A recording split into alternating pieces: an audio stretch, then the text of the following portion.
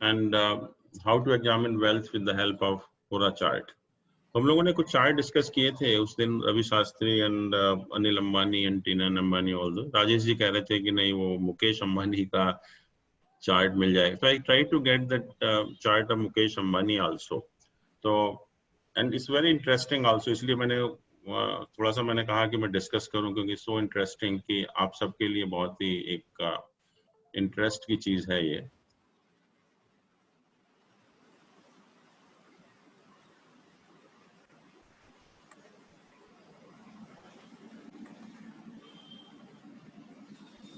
ये है इसका जो date of birth is 19 April 57 and 1953 and he was born in the Yemen, not in India actually. तो ये इसका लग्न चार्ट है यहाँ पर। अब इसका हॉरोस्कोप देखिए। Can anybody tell me any good point about this horoscope? हम लोगों ने अनिल अंबानी का किया था, so it's compared to that actually कुछ इसमें कुछ पॉजिटिव पॉइंट नजर आता है आप लोगों को?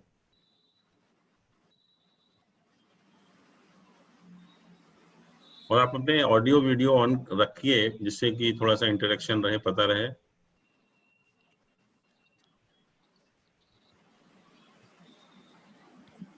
सर जुपिटर जो है वो 10th हाउस में है ना?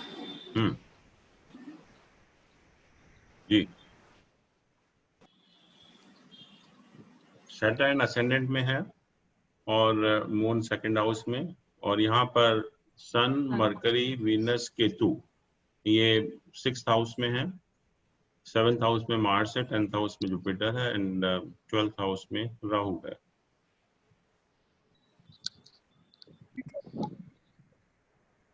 प्रणाम सर, ये मुझे एक बार बताएंगे ग्रह स्थिति मुकेश अंबानी जी की? हाँ, लग्न जो है इनका स्कॉर्पियो है, 8 नंबर है। अच्छा। सैटर्न रेट्रोग्रेड होकर वहाँ बैठा हुआ है। अच्छा, वृश्चिक राशि में, ठीक है। Moon is in the second house. हाँ जी। एंड 6th हाउस में है sun, Mercury, Venus, Ketu. 6th house में जी। Anil ji sun, Mercury, Venus और केतु। सन, मरकरी, अच्छा, वीनस एंड केतु 4 प्लैनेट हैं, 6ठे घर में है। हाँ जी। हाँ 7th हाउस में मार्स है। हाँ जी। 10th हाउस में जुपिटर है in retrograde motion and Rahu is in the 12th house. Jupiter आप 10th हाउस में बता रहे हैं सर? जी जी जी जी। तो ये लगन में क्या है, वृश्चिक लगन में? शनि रेट्रोग्रेड होकर बैठा हुआ। अच्छा, शनि है। हाँ जी। हाँ, अच्छा अच्छा अच्छा। ये 7.5 में पैदा हुए क्या ये? हाँ जी, ये 7.5 में पैदा हुए क्या? हाँ, पहले चरण में, पहले फर्स्ट फेज जब 7.5 का था उस टाइम पर। हाँ जी। हाँ सर मैं कुछ बोल दूं सर? सभी लोग बोलिए, मैं कह रहा हूँ everybody should speak, it's a very interesting chart. Sir ascended का जो लॉर्ड है सर और मंगल लगन को देख रहे हैं अपने घर को। एक एक करके बोलिए and it's really interesting, that's why I want to discuss actually. Sir जो सेंटर में केंद्र में आ रहा है 9 नंबर, और ये और ये सर 12 नंबर का भी जो लॉर्ड हो गया त्रिकोणेश का स्वामी, तो वो ट्रायंगल का स्वामी जुपिटर आ गया केंद्र में, तो वो wonderful, it's really a very good point कि जो लॉर्ड ऑफ ट्राइन है जुपिटर 5th हाउस का लॉर्ड है, उसका जो केंद्र में है and it makes a very good rajyoga actually. जब भी ट्राइन का लॉर्ड केंद्र में जाता है तो इट मेक्स ए राजयोग।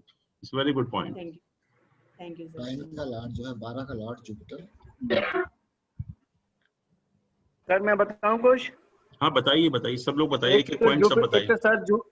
एक तो जुपिटर का, और ये जो नवमेश चंद्रमा है, जुपिटर चंद्रमा को देख रहा है, एक दूसरे घर में चंद्रमा जो है, ये एक अच्छी स्थिति है सर।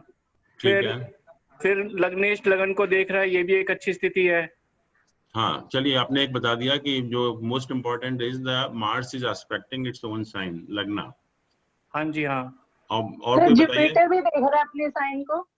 जुपिटर सेकंड हाउस को देख रहा है। Right, wonderful wonderful. वो तो मैंने बता ही दिया कि चंद्रमा और अपने सेकंड हाउस को देख रहा है। नहीं नहीं नहीं, व्हाट शी इज सेइंग कि आपने तो कहा कि मून को देख रहा है Jupiter, and what she is saying हाँ, सेकंड हाउस को भी देख रहा है। हाँ जी, हाँ, उसका हाँ, बिल्कुल। अपना साइन है, that's why it makes a rajyoga actually. Yes, ninth sign है, दैट इज मोर इम्पोर्टेंट कि जो सेकंड हाउस है उसमें नाइन्थ साइन है और जुपिटर उसको देख रहा है। अच्छा सर, जैसे नाइन्थ लॉर्ड का सेकंड हाउस में बैठना ये धन योग बनाता है। नाइन्थ लॉर्ड का सेकंड हाउस में बैठना अपने आप में एक धन योग बनाता है। फिर यहाँ पे मंगल और शनि का भी एक राजयोग बना है, केंद्र और त्रिकोण का संबंध बना है यहाँ पे, लग्नेश का और चतुर्थेश का। ये भी एक आमने सामने जो बैठे हैं। अगेन वंडरफुल कि जो फोर्थ हाउस, सॉरी ये फोर्थ हाउस का लॉर्ड लग्न में है, वो तो ठीक है, it's not such a great thing. लग्नेश देख भी रहा है सर उसको। लग्नेश थर्ड हाउस को देख रहा है, नहीं सॉरी, नहीं क्या कह रहे हैं? लग्नेश साथ जो मंगल है वो शनि को भी तो देख रहा है। हाँ वो तो कह दिया ना, वो तो अपना साइन है उसका, लग्न जो है उसको देख रहा है। हाँ जी, हाँ। लेकिन जैसे ये सर ये पढ़ाया गया है ना कि ये केंद्र और त्रिकोण का संबंध बना, जैसे वो चतुर्थेश है, वो लग्नेश है, त्रिकोणेश भी है, हाँ, लग्नेश बिल्कुल भी है। वो संबंध बना कि फोर्थ हाउस का लॉर्ड जो है वो भी, हाँ वो भी एक राजयोग है। Right, very correct. हाँ जी, हाँ। और यहाँ पे जैसे दशमेश है वो उच्च का है, सिक्स्थ हाउस में। जो सूर्य है छठे घर में उच्च का होकर के बैठ गया सिक्स्थ हाउस में सर। ठीक है, तो ये भी अपने से जो नवम हो गया ना, नवम हो गया, आपने पढ़ाया या कि वो अच्छा होता है कैरियर के लिए, उसका भाग्य स्थान हो गया सूर्य जो है सिक्स्थ हाउस में। अच्छा, और नरेश जी और किसी को बोलने दीजिए। अच्छा अच्छा, ठीक है सर, ठीक है ठीक है ठीक है, ओके ओके। इनके सिक्स्थ हाउस में 4 प्लैनेट्स बैठे हुए हैं। जो सन, जैसे आपने बताया था कि 4 प्लैनेट्स में सन अगर हम कंसिडर कर रहे हैं कि वो एक नेगेटिव प्लैनेट है, तो सन बैठा हुआ है और वो वीनस बैठा हुआ है छठे घर में, अच्छा होता है? वही तो देखना है हमें, अब आप लोग बताइए कि अच्छा है खराब है। तो वीनस बैठा हुआ है, सन भी उसी में और केतु भी उसी में, राहु केतु अपने एक्सिस में बैठे हुए हैं। And keep in mind कि he is the most important person in today's time actually. Exactly, और मर्क्यूरी भी है उसी में, और सैटर्न इनके असेंडेंट के साथ बैठा हुआ है, इज इट? सैटर्न असेंडेंट में है। सैटर्न असेंडेंट में, which makes him hard working. But I don't know, sixth house में इतने सारे प्लैनेट्स और वीनस का सिक्स्थ हाउस में होना is a little bit of discomfort. Sixth house is owned by Mars, right? Mars के घर में वीनस बैठा हुआ है। सर इनका 4 जो प्लैनेट्स हैं, doesn't it make a जो प्रज्ञा योग also? Which योग? सर वो जो एक प्रज्ञा योग होता है ना, जो सन्यासी बनाता है आदमी को, यहाँ वो 4 से ज्यादा प्लैनेट बैठे हो। बट सन्यासी तो नहीं है ना वो। हाँ पर है नहीं है, बट 4 प्लैनेट्स तो इकट्ठे बैठे हुए हैं सर। हाँ हाँ हाँ, नहीं और देखिए कौन कौन से योग हैं इसमें, एक बार थोड़ा सा ध्यान से देखिए।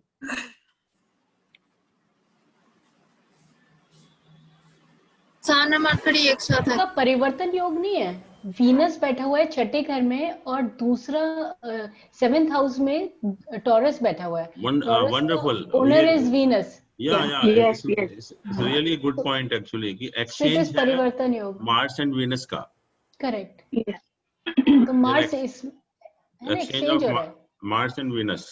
Correct, very good. अब आप लोग होशियार हो गए सब धीरे धीरे जो है। कुछ नहीं हुआ कुछ नहीं आता। और बताइए।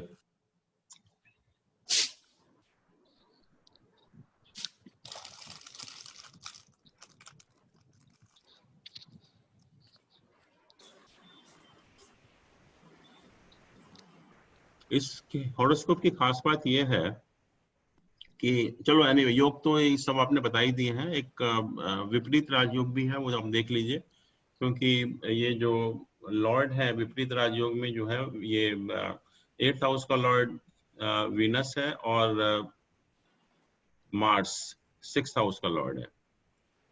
6th हाउस का लॉर्ड मार्स हो गया और 8th हाउस का लॉर्ड वीनस, नहीं सॉरी ये मरकरी का 6th हाउस में जाना है। सॉरी ये नहीं ये मरकरी और वीनस, ये मरकरी हाँ 8th हाउस का लॉर्ड है और वीनस जो है 12th हाउस का लॉर्ड है।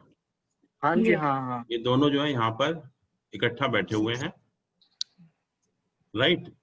तो एक ये विपरीत राजयोग भी बन रहा है, that is okay. But now question is कि हम लोगों ने जो डिस्कस किया था about the classification of houses, तो हमने कहा था कि धर्म, अर्थ, काम एंड मोक्ष, 4 क्लासिफिकेशन किए थे, धर्म, अर्थ, काम एंड मोक्ष।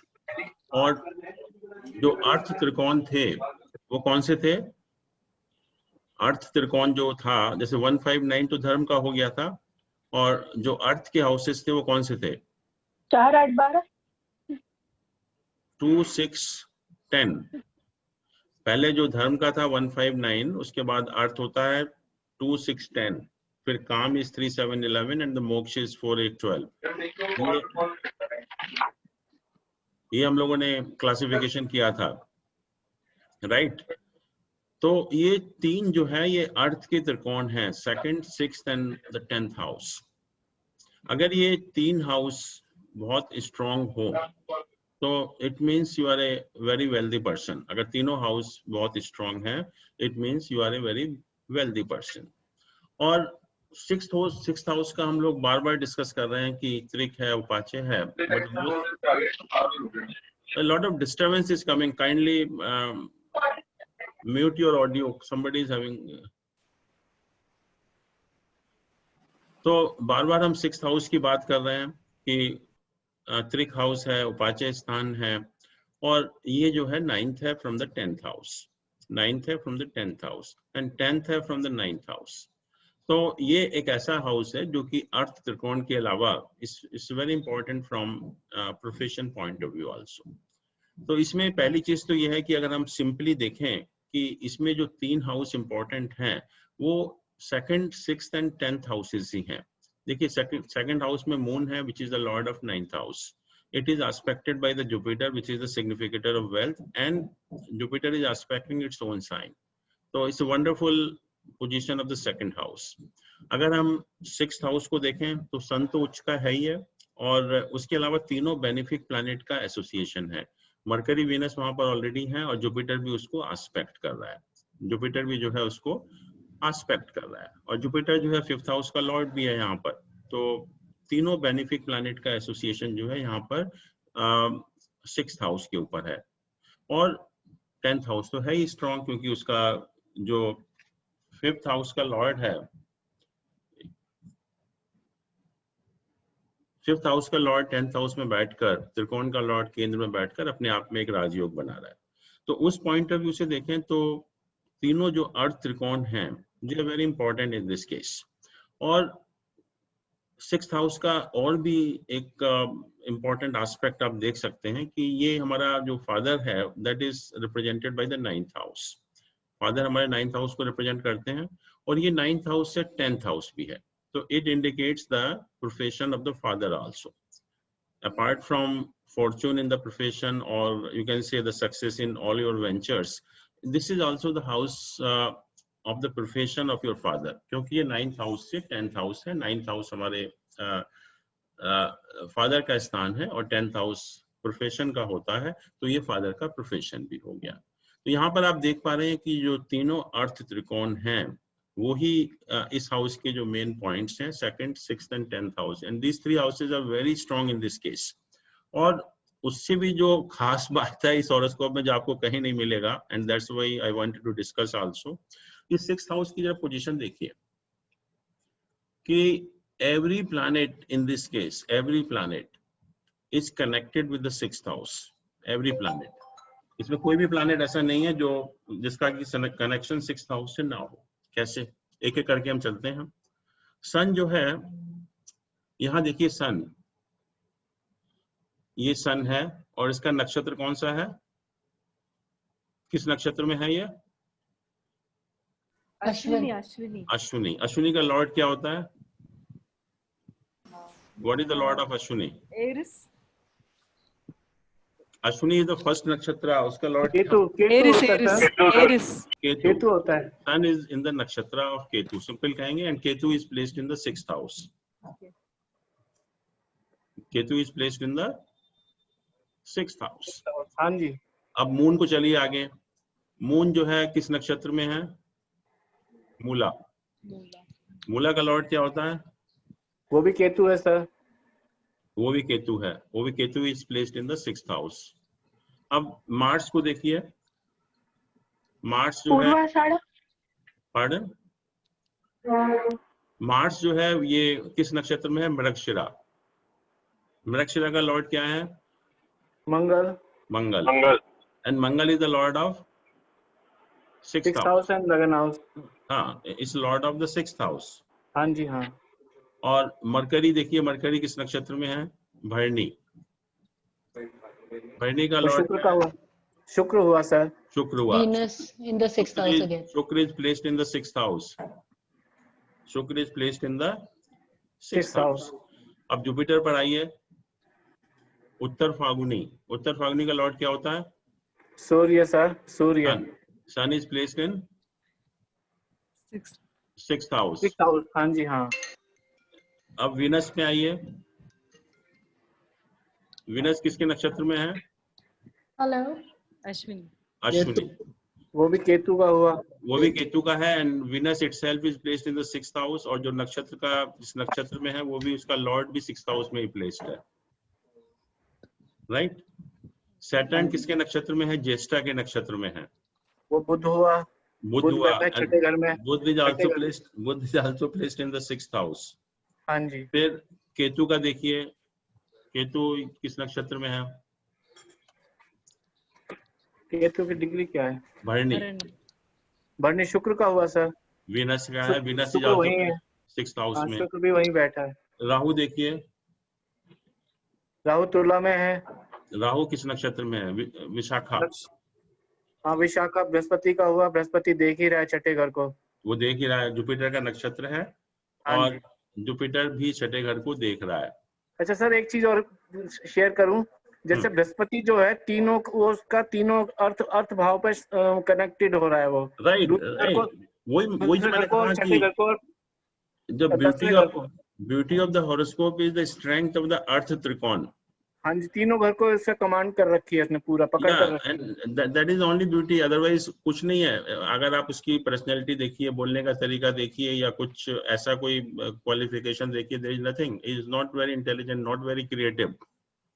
बट जो जैसे लोग होते हैं ना कि मिट्टी में भी हाथ लगाते हैं तो सोना बन जाता है। हाँ जी हाँ।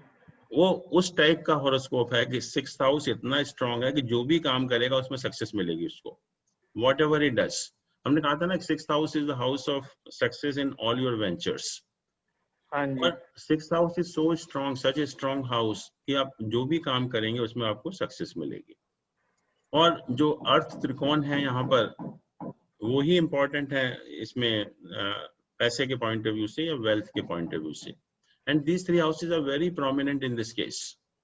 और उसमें इन हाउसेस के ऊपर कोई भी मैलिफिक इन्फ्लुएंस भी नहीं है। हम कहें कि कोई मैलिफिक इन्फ्लुएंस है, वो भी नहीं है। हाँ जी बिल्कुल। तो these 3 are the wonderful houses in this case actually, and every planet is connected with the 6th house. बिल्कुल। तो 6th हाउस आपका भाग्य भी हो गया, प्रोफेशन में आपका success in all your ventures भी हो गया। फिर ये फादर का प्रोफेशन भी नजर आता है कि आपको फादर से का प्रोफेशन था जो आपको मिला, इसमें जो है profession of father was strong actually. तो उस पॉइंट ऑफ व्यू से ये पर्पस था कि जो इसमें वैसे योग इतने नजर नहीं आते हैं, लेकिन जो अर्थ त्रिकोण है या 2nd, 6th and 10th houses है, they are very very strong in this case. And particularly the 6th house, क्योंकि आप देखिए ना 6th हाउस की क्या इंपॉर्टेंस हो गई। आपका वो त्रिक है, त्रिसडाय है, लेकिन it's a wonderful house actually. एक चीज और है सर, जैसे 6th हाउस जो है उसका लॉर्ड जो मंगल है वो लगन का स्वामी भी है, ये भी एक अच्छी बात है। हाँ बिल्कुल। So this is what I am saying, every planet is connected with this. और जो विपरीत राजयोग बन रहा है वो भी लगन से कनेक्शन है ही उसका। तो कहते हैं कि डायरेक्ट बेनिफिट जो मिलता है आपको इफ विपरीत राजयोग इज एसोसिएटेड विद द लग्न आल्सो, जो हम लोगों ने डिस्कस किया था। तो एनीवे, तो यही था, मैंने कहा थोड़ा सा एक बार आपको डिस्कस करने का। तो आज हम लोग जो बात करेंगे वो नेक्स्ट डिविजनल चार्ट की, which is very very important divisional chart, जिसको हम सप्तांश चार्ट कहते हैं, D7 चार्ट। और D7 का मतलब है कि राशि को आपने 7 इक्वल पार्ट्स में डिवाइड किया। तो जब आप 30 को 7 से डिवाइड करते हैं तो each part is 4 degree 17 minutes and 8.57 second. तो एक सप्तांश जो है वो 4 डिग्री 17 मिनट्स 8.57 सेकंड का होता है।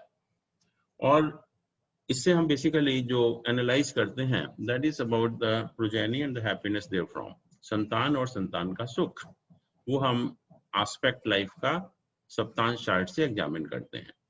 और जब हम प्रोजेनी की बात करते हैं तो हम लोगों ने डिस्कस किया था कि जो 5th हाउस है that is the gain of the marriage, 11th from 7th house.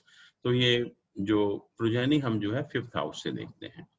5वां घर को हम देखेंगे और जो कारक है जो इसका संतान का वो जुपिटर है। जुपिटर की पोजीशन देखेंगे लग्न चार्ट में, और उसके बाद हम सप्तांश चार्ट को एग्जामिन करेंगे कि एक तो कंफर्म करने के लिए कि जो इंडिकेशन है आपके लग्न चार्ट में वो वाकई में ही मिलेंगे या नहीं मिलेंगे।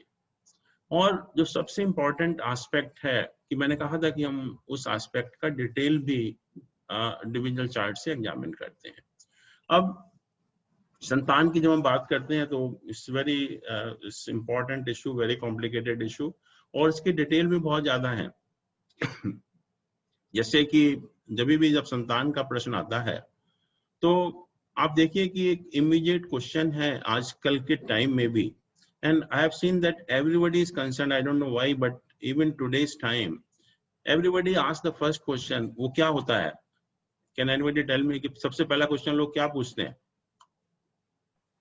लड़का होगा कि नहीं। वंडरफुल। इससे first question which is asked by everyone, जो भी आपके पास हॉरोस्कोप दिखाने आएगा, कि लड़के का सुख है या नहीं। I don't know why they ask, but they ask, actually that is a fact. कि कोई भी व्यक्ति जब आपके पास आता है तो पहला प्रश्न होता है कि मेल प्रोजेनी का सुख है या नहीं है। अब मेल प्रोजेनी का सुख हम कहाँ से, लग्न चार्ट से नहीं बता सकते। There is no method to answer that question with the help of लग्न चार्ट। तो हमें सप्तांश चार्ट की मदद लेनी ही पड़ेगी, और सप्तांश चार्ट से आप देखेंगे कि बड़ा इजीली हम बता सकते हैं कि मेल प्रोजेनी का सुख है या नहीं है। फिर सेकंड क्वेश्चन क्या होता है?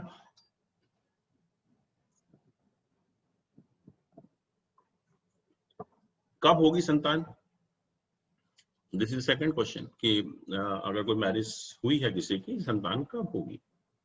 वो भी आप लग्न चार्ट से नहीं आंसर कर सकते कि संतान कब होगी। उसके लिए भी आपको सप्तांश चार्ट की मदद लेनी पड़ेगी। फिर थर्ड इज कि ठीक है, आपने बता दिया कि ये पर्टिकुलर टाइम में संतान होने की संभावना है, तो फिर नेक्स्ट क्वेश्चन क्या होगा? मेल और फीमेल, मेल होगा या फीमेल होगा? एंड यहाँ तो अल्ट्रासाउंड अलाउड नहीं है, एंड लग्ना कैन नॉट टेल यू कि इस पर्टिकुलर टाइम में मेल होना है या फीमेल होना है। And you will find that with the help of Saptamsha chart we can very easily tell कि इस पर्टिकुलर टाइम में अगर संतान हो रही है तो वो मेल होगा या फीमेल होगा, and very correctly you can tell. It's a wonderful chart कि आप एक चार्ट को देखकर ये बता सकते हैं कि संतान किस पीरियड में होगी, और अगर इस पर्टिकुलर में एक पर्टिकुलर टाइम में अगर हो रहा है, इस पर्टिकुलर टाइम में मेल होगा या फीमेल होगा। So that question also you can answer with the help of Saptamsha chart. फिर इसके अलावा बहुत सारे क्वेश्चंस होते हैं कि कई बार सब कुछ ठीक होता है, but even then the motherhood is being denied to a female. कुछ कॉम्बिनेशंस हैं कि everything is okay, you find the lagna chart is quite good and it indicates happiness from the progeny, but नहीं होती संतान, she is not able to produce, so motherhood is being denied। तो वो हम बता सकते हैं कि ऐसा कोई केस है क्या कि सब कुछ देखने में तो ठीक लग रहा है लेकिन संतान नहीं हो पाएगी। That also combination you can get it from the Saptamsha chart. और आजकल के टाइम में बहुत से जो हस्बैंड वाइफ हैं, पेयर्स हैं, सब कुछ ठीक है, बट दे डोंट वांट संतान, पैदा ही नहीं करना चाहते। I have seen many cases like this, संतान पैदा ही नहीं करना चाहते हो। तो अब क्वेश्चन ये है कि मेल नहीं चाहता या फीमेल नहीं चाहती, तो सप्तांश चार्ट देखकर आप ये बता सकते हैं कि क्या कोई इस टाइप का केस है कि आइदर मेल और फीमेल दे डोंट वांट संतान एक्चुअली, वो इंडिकेशन भी आपको मिल जाता है। कभी कभी यू गो फॉर एडॉप्शन, तो वो भी केस की एडॉप्शन का कोई केस तो नहीं बनेगा या आपको अडॉप्ट करना पड़ेगा child, that also you can tell very easily with the Saptamsha chart. कई बार the disease is the cause of no production, कोई बीमारी है may be with the husband और विद द वाइफ, और उस बीमारी की वजह से संतान नहीं हो पा रही है, तो वो इंडिकेशन हमें बहुत आसानी से सप्तांश चार्ट से मिल जाता है। And in that case, we can decide what alternate mode you can use, maybe IVF or maybe surrogacy and all those things. So those indication you can get at a very early age कि बहुत ज़्यादा इंतजार करने की जरूरत नहीं है, और ये सब होने के बाद you can decide accordingly, you can plan accordingly. तो ये सारे जो पर्पस हैं संतान के बारे में, जो भी क्वेश्चन हमें आंसर करने हैं, हम बहुत ही आसानी से सप्तांश चार्ट की मदद से कर पाएंगे। तो we will see what is that actually, और उससे पहले हम पहले 5th हाउस को अच्छी तरह से एग्जामिन करेंगे, और कुछ कॉम्बिनेशंस होते हैं कि वो इंडिकेट करते हैं कि संतान का सुख है ही नहीं लग्न चार्ट में, और अगर ऐसा कोई कॉम्बिनेशन है देन डेफिनेटली अगर नो प्रोजेनी का या डिनाइल ऑफ प्रोजेनी का कॉम्बिनेशन है लग्न चार्ट में, फिर हम सप्तांश चार्ट को देखने का कोई हमें फायदा नहीं है। तो सबसे पहले हम let's see what are those combinations, what all we should see in the Lagna chart before proceeding to the Saptansh chart. तो कुछ combinations बताए गए which are important combinations, और उसमें कहा गया कि अगर इस टाइप का कोई भी combination आपके अगर horoscope में है तो there is a case of denial of progeny, there may be a case of denial of progeny. तो वो जो combinations हैं कि अगर sun अगर first house में है और Saturn अगर 7th हाउस में है, Sun is in the first house and Saturn is in the 7th house. देखिए नॉर्मल कॉम्बिनेशंस होते हैं and you have to see them in totality also, कि हो सकता है कि इनके ऊपर बहुत ही बेनिफिक प्लैनेट का एसोसिएशन हो या कुछ और कोई चीज हो रही हो तो पोजीशन में change also, but in the normal case if the sun is in the first house and Saturn is in the 7th house, it is also a case of denial of progeny. फिर कहते हैं कि अगर moon है in the 10th house without aspect of Jupiter, moon अगर 10th house में placed है और इसके ऊपर जुपिटर का एस्पेक्ट नहीं है, and sun and Saturn they are placed in the 7th house, combined both sun and Saturn they are placed in the 7th house, so that is also a case of denial of progeny.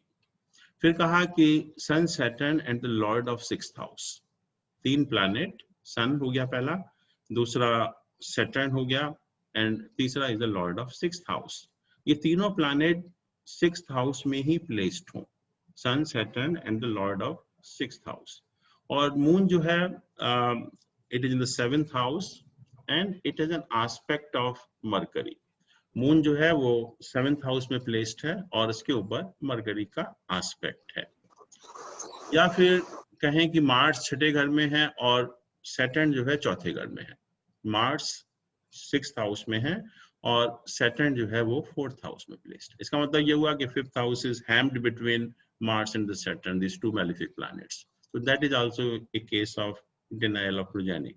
और ये भी कहा कि अगर सन और Saturn, सन हो या Saturn हो, अगर ये अपने साइन में होकर जब 8th हाउस में प्लेस्ड हो जाते हैं तो that also becomes a case of denial of progeny. तो ये कुछ कॉम्बिनेशंस हैं कि विच में इंडिकेट कि संतान का सुख आपको मिलेगा ही नहीं, तो फिर हम उसको 7th हाउस सप्तांश चार्ट को देखने का हमें कोई फायदा नहीं होता। और कुछ कॉम्बिनेशंस हैं मिसकैरेज के, एबॉर्शंस के, वो भी एक बार हम डिस्कस कर लेते हैं, क्योंकि जब ये ऐसा कोई कॉम्बिनेशन बन रहा है तो नेचुरली उस पीरियड में संतान नहीं हो पाएगी। कि Saturn and Mars are in the ascendant, अगर शनि और मंगल दोनों के दोनों अगर असेंडेंट में प्लेस्ड हो तो भी जो है मिसकैरेज के चांसेस होते हैं। मून अगर असेंडेंट में है in the sign owned by Mars और सैटर्न, मून अगर असेंडेंट में है इन द साइन 1, 8, 10, 11 कि in the science owned by Mars और सैटर्न, तो भी एक मिसकैरेज का एक कॉम्बिनेशन है। या फिर सन और राहु 5वें घर में हो या 7वें घर में। सन और राहु 5वें घर में हो या 7वें घर में हो, जैसे कि ये दोनों सेपरेटिंग टेंडेंसी के प्लैनेट हैं, और हम लोगों ने डिस्कस किया था कि जब ये sun, Saturn, Rahu and the lord of 12th house, ये 4 प्लैनेट हैं जो सेपरेटिंग टेंडेंसी देते हैं, और जब भी इन प्लैनेट का इन्फ्लुएंस किसी भी हाउस के ऊपर हो जाता है तो हमें उस हाउस के सिग्निफिकेशन से अलग करते हैं। फिर कहा कि exchange of Lord of 5th and 12th house, अगर 5th और 12th हाउस के लॉर्ड का एक्सचेंज है, and this exchange should have association of malefic planets also, कि इस एक्सचेंज के साथ जो है वो मैलिफिक प्लैनेट का भी एसोसिएशन होना चाहिए, तो उस केस में भी there are chances of miscarriage. Benefics in the 8th house, अगर शुभ ग्रह 8वें घर में प्लेस्ड हैं और जो अशुभ ग्रह हैं वो 5वें या 5th या 11th हाउस में प्लेस्ड होते हैं, तो वो भी एक मिसकैरेज का इंडिकेशन देते हैं। या sun and Mars in the 7th house, sun और मंगल, सन एंड मार्स दोनों के दोनों इकट्ठा 7th हाउस में प्लेस्ड हैं, और 5वें हाउस का लॉर्ड जो है वो किसी भी त्रिक स्थान में है। 5वें हाउस का लॉर्ड किसी भी त्रिक हाउस में है। तो ये एक इंडिकेशन है अबाउट द। एक छोटा सा क्वेश्चन है, ये जो स्टडी कर रहे हैं हम, ये नेटल चार्ट में स्टडी कर रहे हैं या सप्तांश? नहीं, we haven't reached to the सप्तांश, we are अच्छा, ये सब नेटल के। अभी हम सब, जो मैंने कहा कि पहले हम नेटल चार्ट को स्टडी करेंगे, और नेटल चार्ट से जब हमको पॉजिटिव इंडिकेशन मिलेगा कि संतान का सुख है, it's not a denial of santan sukh, then only we go to the Saptamsha chart. अगर लग्न चार्ट में ही कोई ऐसा इंडिकेशन है कि संतान सुख नहीं होना है, तो फिर सप्तांश चार्ट का देखने का कोई फायदा नहीं होता। और सप्तांश चार्ट कितना भी अच्छा होगा वो नहीं देगा, because the basic indication of any event has to from the lagna chart only. ठीक है, अब जो संतान के लिए we have to see the reproductive capacity of both male and the female actually, और अगर वो कोई रिप्रोडक्टिव कैपेसिटी का कोई इंडिकेशन है कि ठीक नहीं है, तो भी संतान होने की संभावना नहीं होती। And that can also be examined with the help of astrology without going into the medical examination, और बहुत आसानी से हम लोग ज्योतिष की मदद से हम दोनों की जो रिप्रोडक्टिव कैपेसिटी है दैट कैन बी एग्जामिन्ड। तो जो मेल का होता है उसको बीज कहते हैं या सीड कहते हैं, और जो फीमेल का होता है उसको हम क्षेत्र कहते हैं। तो बीज और क्षेत्र, ये दो चीजों को हम, क्षेत्र mean soil and the bees is the seed actually. तो this is the reproductive capacity of both male and the female. तो हमें सीड को एग्जामिन करना पड़ेगा और सॉइल को एग्जामिन करना। तो अगर ये दोनों ठीक हैं, देन दैट इंडिकेट्स कि दोनों की जो they are both capable to produce. Otherwise अगर एक का भी ठीक नहीं है तो वो they are not capable to produce, तो फिर हम सप्तांश चार्ट पर क्यों जाएंगे, फिर हम जाएंगे नहीं। तो ये दोनों के दोनों जो है बीज और क्षेत्र जो है वो अनएफ्लिक्टेड होने चाहिए या स्ट्रांग होने चाहिए, जो संतान होने के लिए जरूरी है। और अगर ये कहा कि अगर बीज वीक है और जो सॉइल है वो स्ट्रांग है, तो भी चांसेस होते हैं कि संतान हो, बट उसमें भी थोड़ा सा डिले हो सकता है संतान होने में। तो anyway we have to see कि how we examine the seed and the soil actually. ये दोनों बहुत इंपॉर्टेंट है, क्योंकि इसके बिना हम फिर जब तक हमें संतान का पूरा कंफर्म नहीं होता कि दोनों कैपेबल हैं, अगर कैपेबल ही नहीं है उनमें से एक, तो संतान होने का सवाल ही नहीं है, पांचवा घर कितना भी इंपॉर्टेंट हो, कितना भी स्ट्रांग हो। तो हम क्या करते हैं कि जो सीड एंड सॉइल कैसे हम एग्जामिन करते हैं, दैट इज द क्वेश्चन। तो कहा कि हम अभी लग्न चार्ट की बात कर रहे हैं, we are not going to the D7 chart. Lagna chart में मेल में जो first and the fifth house, male के केस में जो strength of the first and the fifth house is that indicates the strength of the seed actually, कि seed कितना strong है।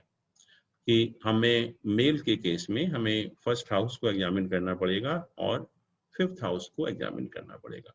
अगर ये दोनों हाउसेस अनएफ्लिक्टेड हैं, देन वी से कि सीड ठीक है, और अगर एफ्लिक्टेड हैं, it means the seed is dead actually, so the man has no procreation power actually. तो नेचुरली वो it becomes a case of denial of progeny.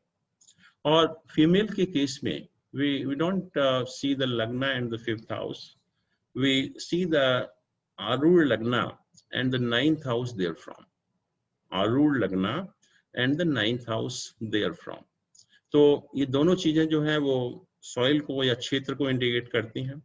अगर ये दोनों हाउसेस स्ट्रॉन्ग हैं, it means the soil has fertility, और अगर afflicted हैं दोनों हाउसेस तो it means the soil has lost its fertility. तो इस तरह से हमें दोनों का पता लगेगा कि सीड एंड सॉइल स्ट्रॉन्ग है या नहीं है, दोनों की प्रोक्रिएशन पावर है या नहीं है, दोनों संतान उत्पत्ति कर सकते हैं या नहीं कर सकते.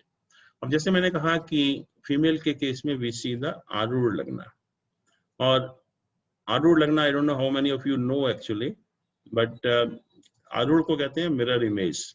आरूढ़ इज अ मिरर इमेज, और हर हाउस की हम आरूढ़ निकालते हैं. और जैसे हमने कहा कि आरूढ़ लगने का मतलब ये होता है कि जो हमारा लगना है तो हम जो आउटसाइड वर्ल्ड हमको देखता है उसी फॉर्म में देखता है जो हमारा लग्न है. लेकिन जो आरूढ़ लगना है, सॉरी जो लग्न है वो तो जैसे हम हैं वैसा ही है मतलब, लेकिन आरूढ़ लगना में जो हमें वर्ल्ड जिस फॉर्म में देखता है, कभी कभी क्या होता है कि एक बहुत ही अच्छा इंसान है लेकिन लोग उसको गलत समझते हैं, या कोई भी बहुत गलत इंसान है लेकिन लोग समझते हैं या दुनिया की नजर में बहुत अच्छा इंसान है. तो that is known with the help of आरूढ़ लगना कि हमें दुनिया किस फॉर्म में देखती है. तो आरूढ़ लगने का निकालने का जो तरीका है, I think we can share that screen also.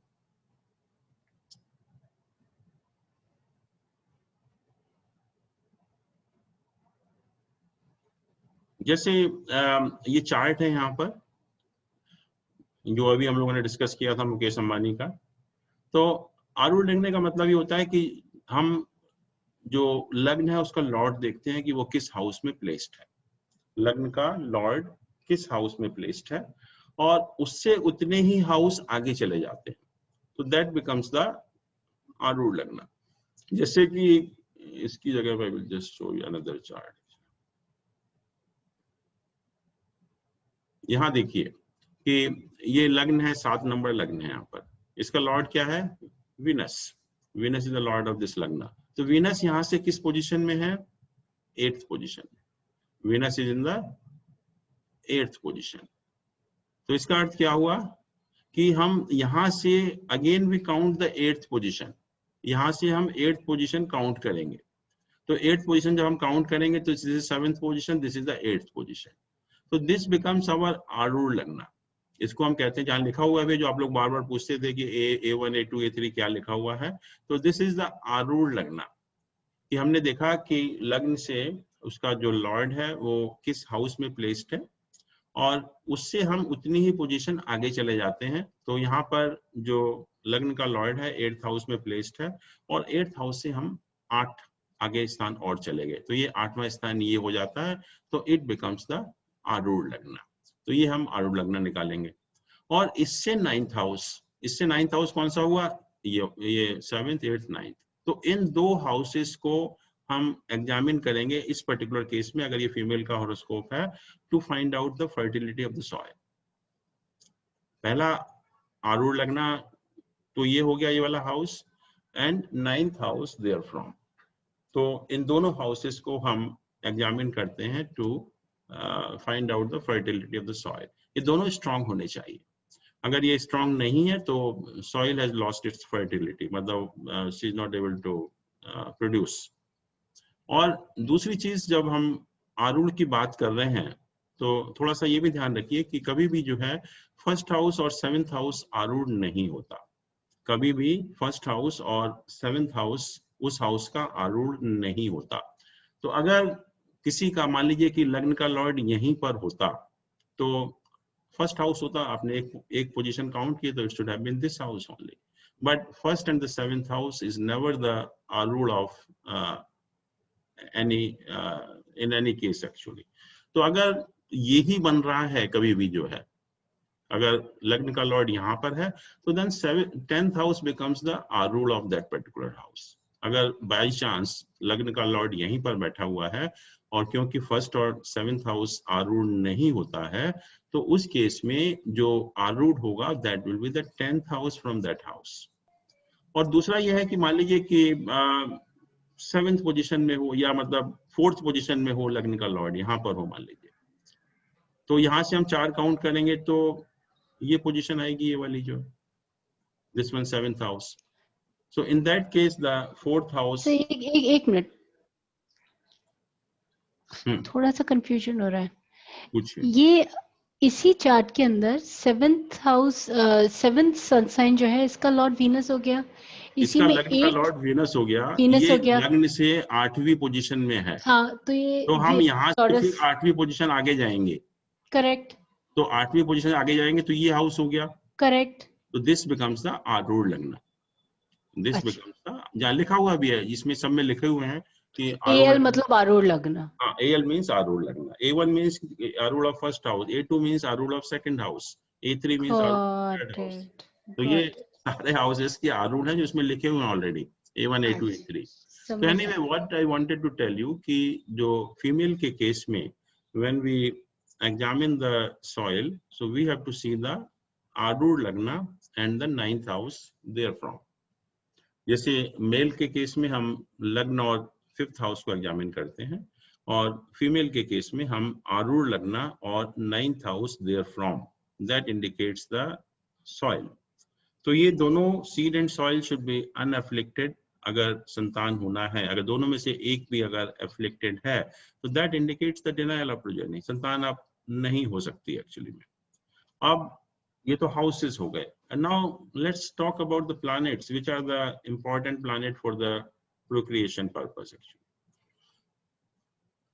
Mail के केस में जो दो मेन प्लैनेट हैं, देखिए sun is the power, is energy actually, is power of procreation, and Venus represent the seminal fluid actually. तो ये दो प्लैनेट बहुत इंपॉर्टेंट हो जाते हैं मेल के केस में for the productive capacity actually, sun and the Venus, this is the main role of these two planets। और फीमेल के केस में जो मून एंड मार्स हैं, these two planets are basically responsible for procreation, because इन्हीं दो planet की वजह से menstruation cycle भी होता है। तो फीमेल के केस में जो प्लैनेट है important for procreation, they are moon and Mars, whereas in the case of male they are sun and the Venus। तो ये डिफरेंस है दोनों के केसेस में। और क्योंकि Jupiter is a natural significator of progeny, Jupiter तो है ही natural significator, it's a planet of prosperity also, इस plan is significator of progeny also, तो जुपिटर का रोल भी हो जाता है। तो इसका मतलब ये हुआ कि मेल के केस में हम जो तीन प्लैनेट एग्जामिन करेंगे, they are sun, Venus and Jupiter, whereas female के केस में हम एग्जामिन करेंगे moon, Mars and Jupiter.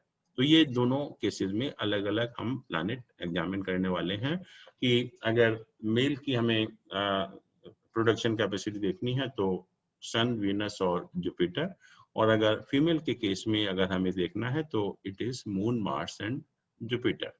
These three planets in each case they become important for the purpose of progeny। तो इसलिए ये जरूरी है कि इन प्लैनेट की पोजीशन ठीक हो, जब भी प्रोजेनी होने की संभावना होगी। अगर ये मान लीजिए मेल के केस में, if you find that sun, Venus and Jupiter are not well placed, they are afflicted, so it means नहीं हो सकता। या फीमेल के केस में अगर आप देखें कि moon, Mars and Jupiter are ill placed, malefically placed, then there is no possibility of संतान। तो ये प्लैनेट इन्वॉल्व हो जाते हैं। तो ये कहा कि इन प्लैनेट की अच्छी पोजीशन वीनस एंड सन की, और मेल के केस में कहते हैं कि if they are placed in the odd sign they are really strong. ऐसे ही फीमेल के केस में जो रेलेवेंट प्लैनेट हैं moon and Mars, if they are placed in the even sign then they are supposed to be strong actually. Male के case में जो planet हैं they should be in the male sign, male sign means the odd sign, और female के case में जो concern planet हैं they should be placed in the female sign और द इवन साइन, जो इवन राशियां होती हैं उसमें प्लेसमेंट उनका होना चाहिए। अब हम क्या करते हैं कि चेक करने के लिए कि the reproductive capacity of both, उसको हमने कहा बीज स्फुटा और क्षेत्र स्फुटा हम निकालते हैं, और उससे हम कैसे एग्जामिन करेंगे that we will see. But हम बीज स्फुटा निकालने के लिए हम जो तीनों प्लैनेट हैं relevant in the case of male, sun, Venus and Jupiter, उन तीनों के लॉन्गिट्यूड को ऐड कर देते हैं। इन तीनों के लॉन्गिट्यूड को, जो भी उनकी साइन डिग्री वगैरह है, उन तीनों का जो लॉन्गिट्यूड है उसको हम ऐड करके we find out a particular point of the zodiac. और इसी तरह से क्षेत्र स्फुटा निकालने के लिए हम मून, मार्स और जुपिटर, ये 3 प्लैनेट हैं, इन तीनों प्लैनेट के लॉन्गिट्यूड को ऐड करके we find out another point in the zodiac.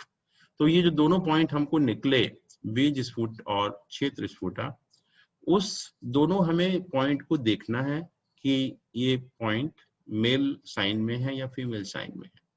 और दूसरा, इनकी नवांश चार्ट में, जब नवांश चार्ट अब अगली बार हम स्टडी करेंगे तो we will see what is Navamsha chart, but for the time being we have to see कि in which sign they are placed in the Navamsha chart.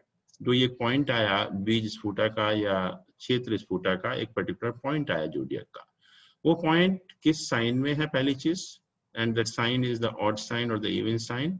और दूसरा, जो उस साइन में नवांश कहाँ बनेगा, नवांश साइन कौन सा होगा उसका, और वो नवांश साइन भी ऑड है या इवन है, that we have to find out. और with the help of these two, the position of that point in the zodiac as well as in the Navamsa, we can find out कि जो क्या उसके result होंगे, how strong is seed and how strong is the soil actually। तो हमने क्या किया कि मेल के केस में हमने देखा कि वो साइन ऑड है, इवन है, और किस नवांश में प्लेस्ड है, वो नवांश इवन है या ऑड है। तो उसमें ये कहा कि अगर साइन और नवांश दोनों अगर ऑड होते हैं, ऑड राशियां हैं, जो भी हमने जो तीनों का लॉन्गिट्यूड ऐड किया, सन, वीनस और जुपिटर का, और जो रिजल्टेंट साइन आया, if that sign is a odd sign, and in Navansh chart also that point is placed in the odd sign, तो कहते हैं कि power of reproduction is assured, and then there is no problem in the case of male, you can rest assured that he is able to reproduce actually।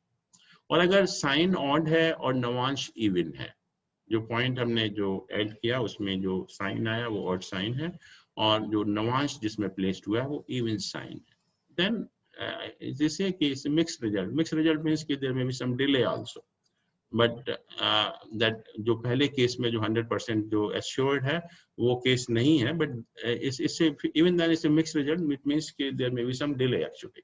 लेकिन अगर sign even है और Navamsha odd है, sign जो add करके आया वो sign अगर इवन आया है और नवांश में उसकी पोजीशन ऑड साइन में है, then it's a doubtful case. फिर हो सकता है कि you may have to maybe some treatment or something, but it's a doubtful case। और अगर दोनों ही इवन आते हैं, मेल के केस में अगर दोनों इवन साइन में प्लेस्ड होते हैं, then the power of reproduction is absent, that man is not able to produce actually। तो फिर हम संतान की हम बात ही नहीं करेंगे कि संतान सुख पॉसिबल नहीं है इस पर्टिकुलर केस में जो है। अब हम फीमेल का अगर एग्जामिन करें, यही सब चीजें, तो हमने 3 प्लैनेट के लॉन्गिट्यूड को ऐड किया, मून को, मार्स को और जुपिटर को, and we found out the resultant sign and the navamsa sign also.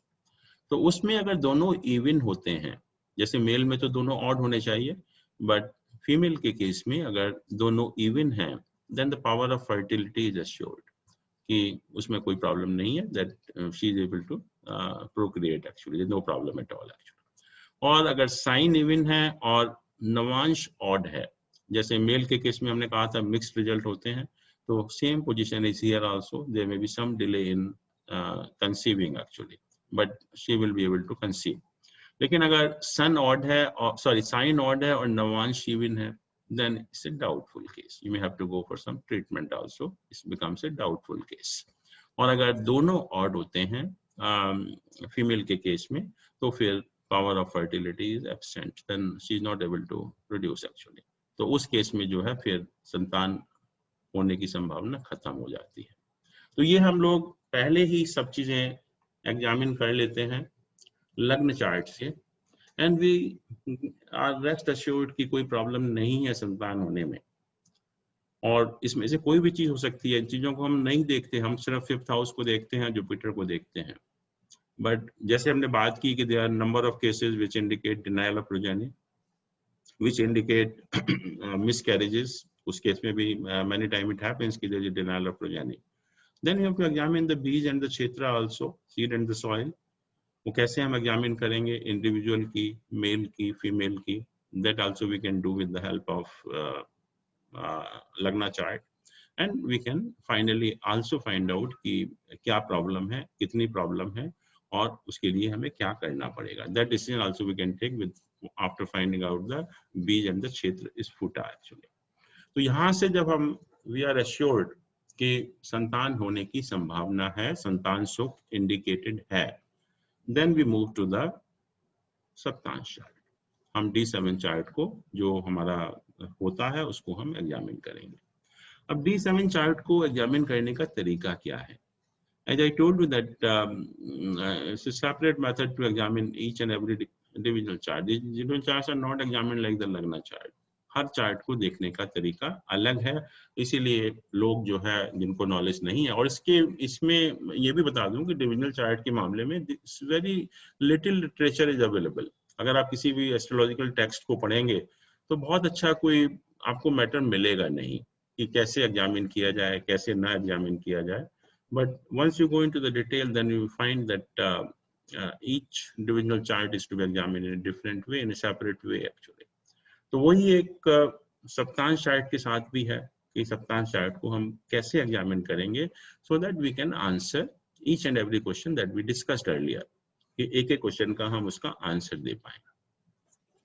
जैसा मैंने कहा था कि हर डिविजनल चार्ट के लिए lagna of that divisional chart plays a very vital role. कोई भी जो भी डिविजनल चार्ट हम एग्जामिन कर रहे हैं, लग्ना हैज टू बी स्ट्रॉन्ग. अगर लग्न स्ट्रॉन्ग नहीं है तो हमें उस लाइफ के एस्पेक्ट का सुख मिलेगा ही नहीं. There is no need to go ahead actually, फिर आगे जाने की जरूरत ही नहीं है. तो सबसे इम्पोर्टेंट किसी भी डिविजनल चार्ट के लिए जब हम उसको स्टडी करते हैं, तो द मेन थिंग इज कि we have to see whether lagna is sufficiently strong और नॉट. अगर लग्न सफिशिएंटली स्ट्रॉन्ग नहीं है तो आप मान कर चलिए कि हमें उस लाइफ के एस्पेक्ट का सुख नहीं मिलेगा. तो वही चीज यहाँ पर एप्लीकेबल है in the case of Saptamsha chart. जब तक सप्तांश चार्ट का लग्न स्ट्रॉन्ग नहीं होगा तब तक हमें प्रोजेनी का सुख नहीं मिलेगा. And what ever may be the indicated by the lagna chart. लग्ना चार्ट में 5th हाउस बहुत अच्छा है, दोनों का seed and soil is very strong, everything is okay, but Saptansh chart doesn't confirm all those things. So we get the confirmation of the indication from the Lagna chart with the help of a divisional chart. तो जो भी हमें indication मिल रहे हैं lagna chart से, उसको हम confirm करते हैं और उसके बारे में जो भी डिटेल पॉसिबल होता है उसको हम एग्जामिन करते हैं. तो हम सप्तांश चार्ट में सबसे पहले लग्न को देखते हैं, और अगर लग्न सफिशिएंटली स्ट्रांग है तब हमें संतान का सुख मिलेगा, अदरवाइज नहीं मिलेगा, आपका जो लग्न चार्ट से कुछ भी इंडिकेशन क्यों ना हो. तो एक तो हमने कंफर्म कर लिया कि हमने जैसे ही सप्तांश चार्ट देखा उसकी स्ट्रेंथ को एग्जामिन किया, और हम देखते हैं कि बहुत ज्यादा एफ्लिक्शन नहीं है उसमें, और द लग्ना is sufficiently strong. So then we say कि yes, that confirmation that we are getting from the Lagna chart is correct, और इस व्यक्ति को संतान सुख मिलेगा. तो ये तो पहला स्टेप हो गया कि संतान सुख मिलेगा या नहीं मिलेगा, या जो हमें इंडिकेशन मिल रहे हैं लग्न चार्ट से वो वाकई में ही मिलेंगे या नहीं मिलेंगे. और जैसा मैंने कहा कि अगर लग्न चार्ट ही ऐसे इंडिकेशन देता है कि संतान सुख नहीं है, फिर हम सप्तांश चार्ट को देखते भी नहीं. तो primary indication has to come from the lagna chart, कि लग्ना चार्ट में ये इंडिकेशन है कि संतान सुख मिलेगा. फिर हमने सप्तांश चार्ट को एग्जामिन करना शुरू किया और देखा कि उसका जो लग्न है वो सफिशिएंटली स्ट्रांग है. तो देन वी से कि ठीक है, मतलब संतान सुख मिलने की संभावना है, या जो इंडिकेशन आपको लग्न चार्ट से मिल रहे थे वो कंफर्म हो रहे हैं. Now we answer the different questions. And first question I told you that लड़के का सुख है या नहीं है, मेल प्रोजेनी का सुख है या नहीं है. That is the first question which is being asked by everyone, whatever may be the status of that person. But the first question comes from the mind is that is the first question. और वो question आप लग्न chart से जवाब नहीं दे सकते. आप कुछ भी कर लीजिए, whatever you may say, but you can't answer that question. तो उसके लिए हम सप्तांश चार्ट में देखेंगे हम कैसे उसको आंसर करेंगे। और कहा कि लग्न तो स्ट्रांग होना ही चाहिए, जैसा मैंने कहा वो तो प्राइमरी कंडीशन है संतान सुख के लिए। और अगर लग्न के साथ साथ if Jupiter is well placed, if along with the lagna Jupiter is well placed, then only there is a possibility of male progeny, otherwise not. जब तक लग्न के साथ साथ सप्तांश चार्ट में जुपिटर का भी या गुरु का प्लेसमेंट भी अच्छा नहीं होगा, जब तक मेल प्रोजेनी नहीं हो सकती, आप कुछ भी कर लीजिए। अगर जुपिटर का प्लेसमेंट सप्तांश चार्ट में अच्छा नहीं है, then there is no possibility of male progeny, नहीं हो सकती। आप किसी भी केस में देख लीजिए कि अगर Jupiter is not well placed in the सप्तांश chart, it's totally denied, male progeny is totally denied actually, हो ही नहीं सकती। तो पहला क्वेश्चन आपने आंसर किया, आपने सप्तांश चार्ट का लग्न देखा और सप्तांश चार्ट में जुपिटर का प्लेसमेंट देखा और ये देखा कि दोनों का प्लेसमेंट ठीक है, बोथ आर स्ट्रॉन्ग, तब आप कहेंगे कि जो मेल प्रोजेनी का सुख मिलेगा।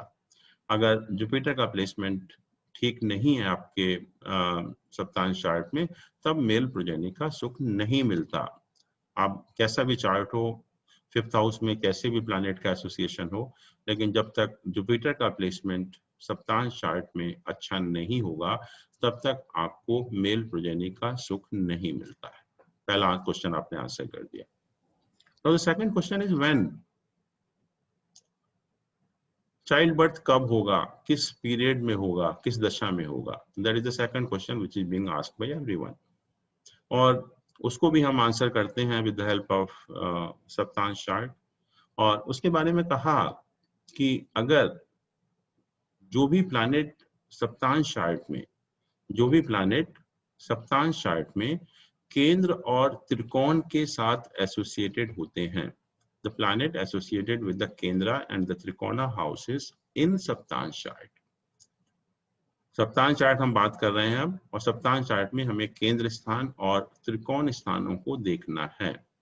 और जो भी प्लैनेट इन हाउसेस के साथ एसोसिएटेड होते हैं या इन हाउसेस के साथ उनका संबंध होता है, जब उनकी दशा या अंतर्दशा ऑपरेट होती है, जब उनकी दशा या अंतर्दशा ऑपरेट होती है, तो उस दशा में संतान होने की संभावना होती है, provided these planets are sufficiently strong.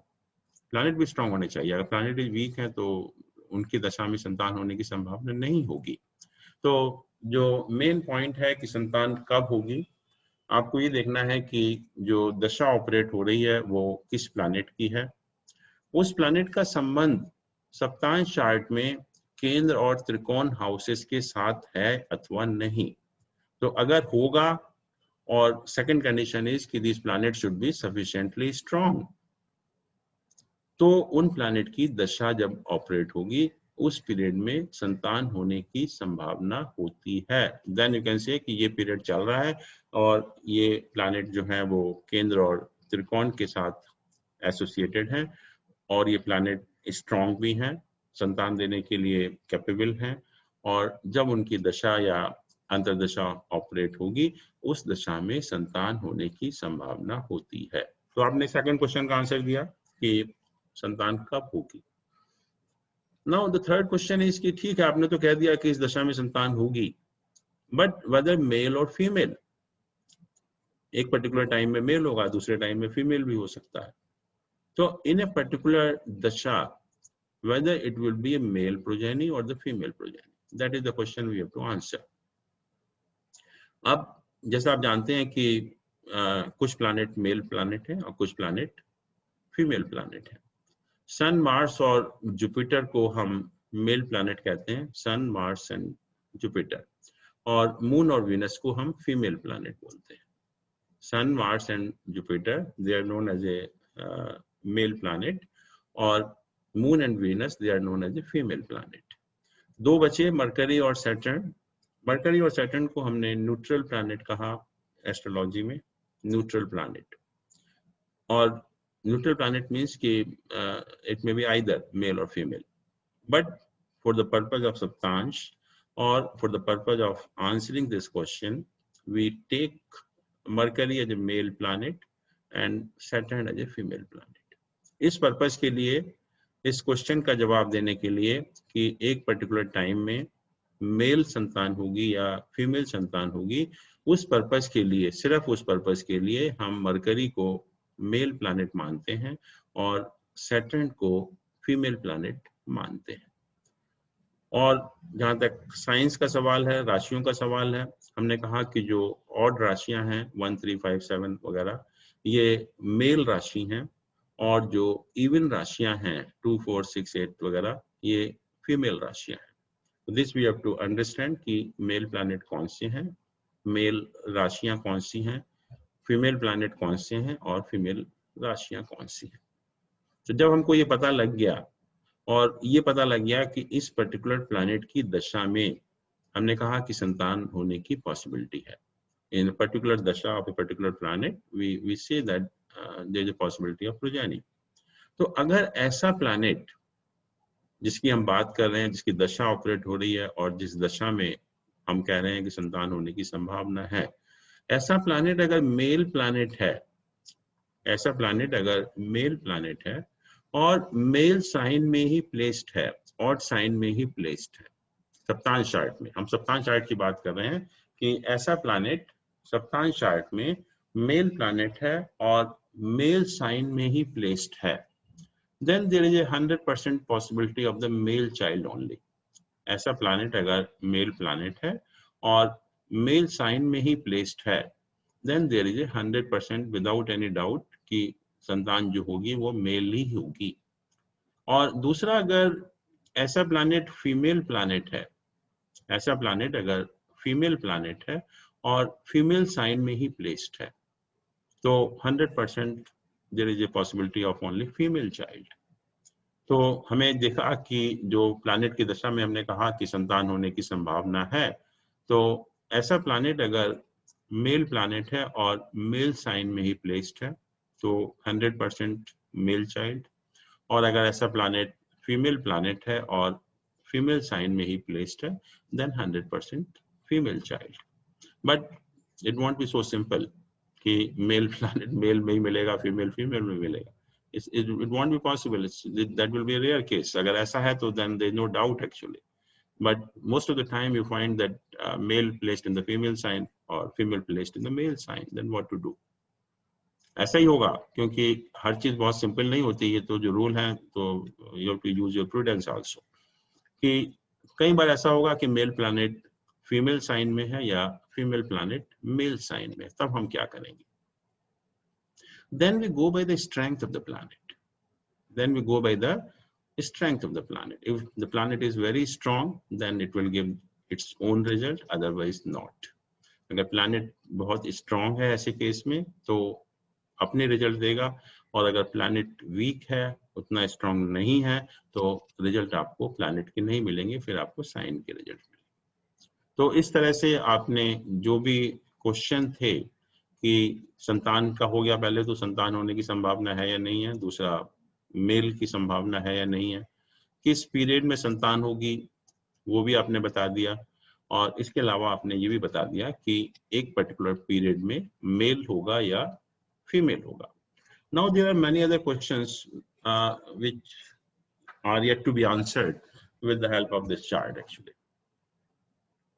कि जो 9th हाउस है सप्तांश चार्ट में, और Venus is a planet of material comforts, जो भी हमारे लग्जरीज हैं, सुख सुविधाएं हैं, तो उसमें naturally the progeny is also involved in that actually. तो ये दो हाउसेस या एक हाउस और एक साइन, 9th हाउस और प्लैनेट वीनस, ये बहुत इंपॉर्टेंट हो जाते हैं सप्तांश चार्ट में। कि अगर ये दोनों 9th हाउस और वीनस एफ्लिक्टेड हों D7 चार्ट में, then also it becomes a case of delay or denial of progeny. उस केस में भी जो संतान होने में कुछ ना कुछ बाधा आ सकती है। तो ये दो हाउसेस का रोल बहुत इंपॉर्टेंट हुआ, एक हाउस एक प्लैनेट, 9th हाउस और प्लैनेट वीनस, ये दोनों बहुत इंपॉर्टेंट होते हैं। और अगर सब कुछ ठीक होने के बावजूद भी अगर ये दो प्लैनेट एफ्लिक्टेड हैं सप्तांश चार्ट में, तो that also is indication of delay or denial of progeny. कभी कभी भी गो फॉर एडॉप्शन, और बहुत बार ऐसा होता है कि एक तो संतान ना होने के केस में जाते हैं, and many cases when there is a delay the people go for adoption also.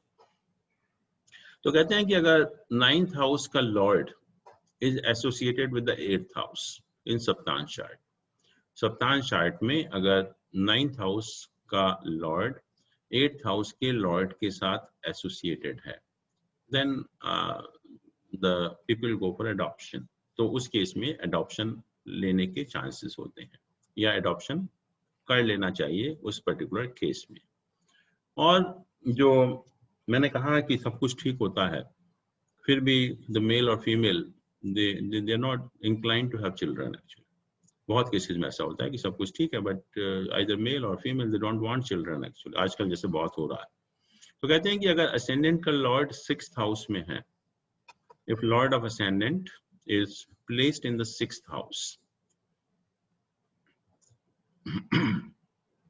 तो द मेल के केस में सप्तांश चार्ट में अगर असेंडेंट का लॉर्ड 6th हाउस में है, तो then that male may not be inclined to have children, वो नहीं बच्चे चाहता है, तो सब कुछ ठीक है, but he doesn't want children actually.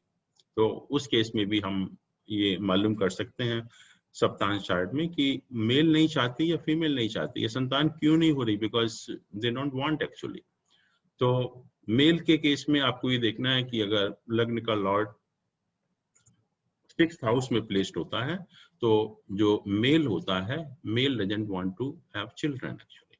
और फीमेल के केस में अगर असेंडेंट का लॉर्ड 10th हाउस में होता है, फीमेल के केस में अगर असेंडेंट का लॉर्ड 10th हाउस में होता है, तो then that female is also not inclined to have children. तो उस केस में भी जो है हमें ये पता लग जाता है कि या मेल या फीमेल या हस्बैंड या वाइफ बच्चे पैदा नहीं करना चाहते हैं, उसकी वजह से संतान नहीं हो पाएगी। तो ये भी आपको पता लग गया कि ये इच्छा के हिसाब से कि उनकी इच्छा है या नहीं है। फिर कई बार बीमारी होती है, बीमारी is the cause of delay, disease is the cause of delay और डिनायल ऑफ प्रोजेनी।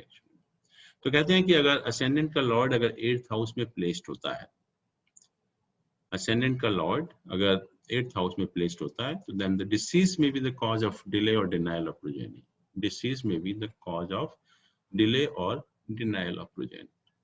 तो उसके हिसाब से then we go for some alternate means, जैसे मैंने कहा था कि may be IVF or surrogacy, so that decision also we can take depending on the position of planet in the सप्तांश chart।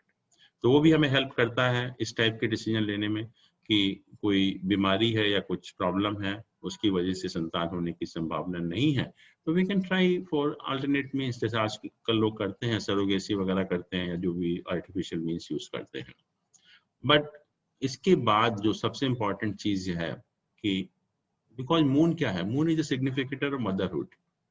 Female के केस में moon is the significator of motherhood, और सब कुछ ठीक है। जैसे हमने कहा कि 5th हाउस है, बीज स्फुटा है, क्षेत्र स्फुटा है, everything is okay, and I will show you the number of horoscopes कि सब कुछ ठीक होते हुए भी संतान नहीं हो पा रही, because moon is very afflicted in the Saptamsha chart. Saptamsha chart में मून बहुत बुरी तरह से एफ्लिक्टेड है, it means the motherhood is being denied to that female. तो वो फीमेल भी जो है वो संतान नहीं पैदा कर सकती अगर मून जो है अगर D7 चार्ट में बहुत ज्यादा एफ्लिक्टेड होता है, बहुत ज्यादा मेलेफिक प्लैनेट के साथ उसका एसोसिएशन होता है। तो उस केस में भी जो motherhood is being denied to that female. तो ये है, हम इस पॉइंट ऑफ व्यू से सप्तांश चार्ट को एग्जामिन करेंगे। we will examine with a lot of examples also कि what we have said is correct or not. So next time हम लोग will take number of examples on this chart actually. और अभी मैं I think I stop here so that you may be having a lot of questions on this in your mind actually. तो आप पूछ सकते हैं जो भी आपके questions हैं। अगर हम ये पूछें कि मून किसी मेलेफिक प्लैनेट के साथ अफ्लिक्टेड है, तो अगर हम मेलेफिक प्लैनेट की मून के साथ एसोसिएशन की बात कर रहे हैं तो Rahu Saturn, Mars, Sun, Mars, Rahu, Mars, Saturn. Sun. Yeah. Yeah. All, Not all, Rahu. all these malefic Ketu. planets. We are talking of the natural malefic planets. Okay, got it. Yeah. Got it.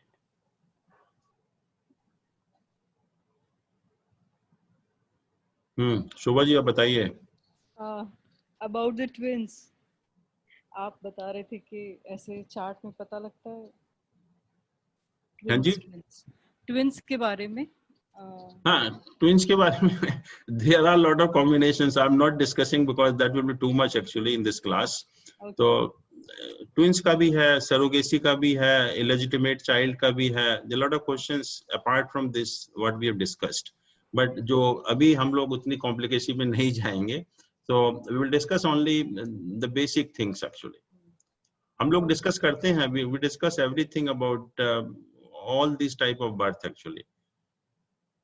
क्योंकि ये question अब पैदा होना शुरू हो गया because I was in Italy actually about few years back.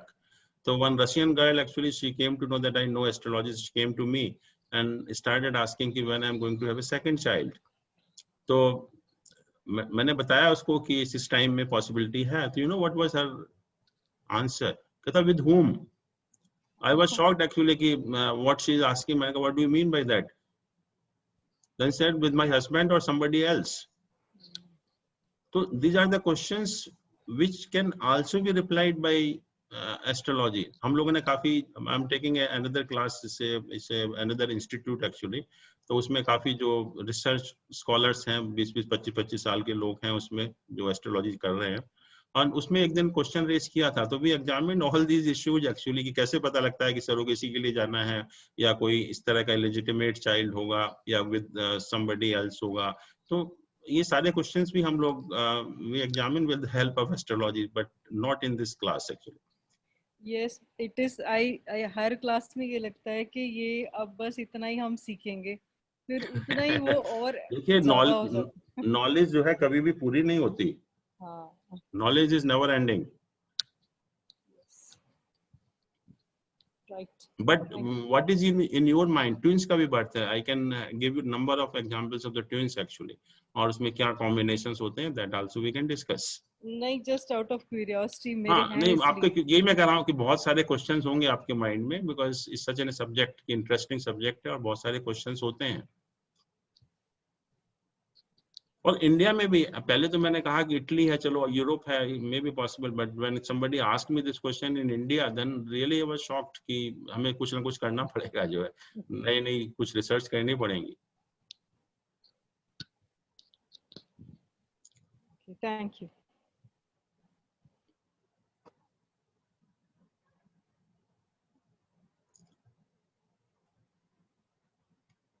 हाँ राजेश जी आप पूछिए कुछ.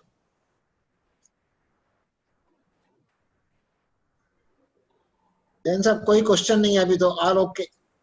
अच्छा एनीबॉडी एल्स कोई भी चलो इसी का ना हो कि जो भी हमने पढ़ा है अभी तक उसके बारे में या कोई भी आपके मन में कोई भी शंका हो कुछ भी question.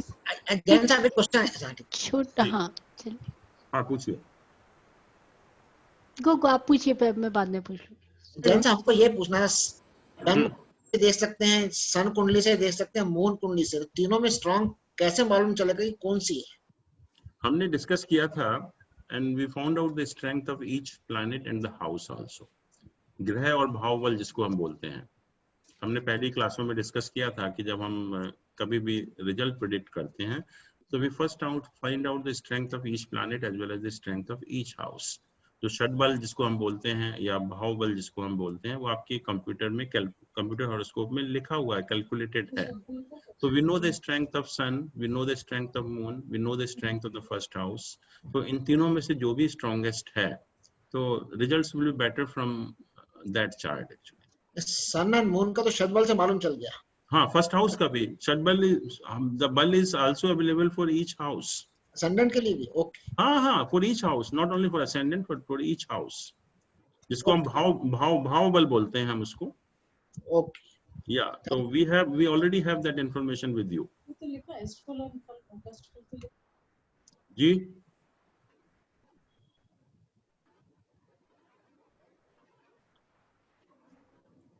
Hello, somebody is asking.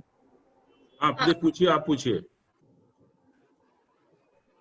मुझे ये पूछना था, आपने जो बताया था कि मेल के लग्न का लॉर्ड अगर 6th हाउस में है तो the male would not like to have a child, right? तो ये नॉर्मल जो आपका नॉर्मल चार्ट है उस सप्तांश चार्ट में हम सप्तांश चार्ट की बात कर रहे थे। हम लग्न चार्ट में देखेंगे ये वाली चीज? नहीं, सप्तांश चार्ट में हम लोग जो डिस्कस कर रहे थे ना, वो सप्तांश चार्ट के बारे में कर रहे थे। कांट हियर यू, बहुत नेट में प्रॉब्लम है, नेटवर्क में। पार्डन? आप सप्तांश चार्ट में हम I लोग could not hear anything. There was a problem of net, I guess. अच्छा, तो anyway, I will give you this PPT actually. So उसमें से आप देख सकते हैं, या रिकॉर्डिंग तो होगा इसका। सर लास्ट क्लास हमने वो टीना अंबानी का हॉरोस्कोप देखा था। जी। सर उसमें वो एक धर्मा कर्माधिपति एक जोक देखा था, तो वो सर मुझे एक बार एक minute, we can open that horoscope. I think that will be better actually. Sorry.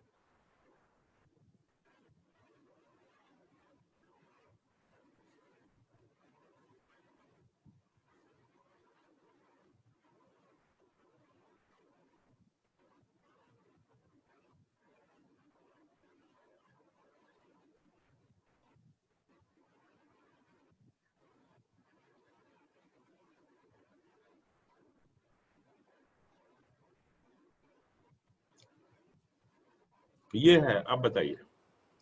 Sir इधर जैसे 9th और 10th लॉट का तो एक्सचेंज नहीं हो रहा है, बट सर हाँ 9th लॉट का 9th का लॉट 6th में बैठा हुआ है, ठीक है, वो को देख रहा है, और 10th का लॉट सैटर्न 8 में है, बट वो भी 10th को ही देख रहा है, वो ऐसा नहीं जो 9th को देख रहा है, तो एक्सचेंज तो नहीं हो रहा है। नहीं, देखिए मैंने ये कहा था कि एक्चुअल में तो जो आप कह रहे हैं बिल्कुल सही है कि 9th और 10th का उस तरह से एसोसिएशन होना चाहिए, दैट इज द रियल धर्म कर्माधिपति योग। पर यहाँ पर जो है कि not exactly, but you can take it कि वो भी एक फॉर्म ही है कि दोनों हाउसेस के लॉर्ड का कंबाइंड एसोसिएशन है on the 10th house. So this becomes also a form of dharma karma, not exactly, but similar to dharma karmadipati yoga only, because both the houses 9th and 10th they have a combined aspect on the 10th house. जैसे मैंने कहा था कि 9th और 10th house के Lord मान लीजिए कहीं इकट्ठे बैठे हुए हैं, तो वो भी तो एसोसिएशन हुआ ना, या एक दूसरे को एस्पेक्ट कर रहे हैं, वो भी एसोसिएशन हुआ। और यहाँ पर थोड़ा सा पोजीशन थोड़ी सी डिफरेंट है कि दोनों का कंबाइंड एस्पेक्ट है इस हाउस के ऊपर जो है। तो दिस में बी टेकन सिमिलर टू धर्म कर्माधिपति योग कि 9th और 10th हाउस के दोनों हाउसेस के लॉर्ड का एसोसिएशन एक जगह हो रहा है, एक पर्टिकुलर हाउस में हो रहा है।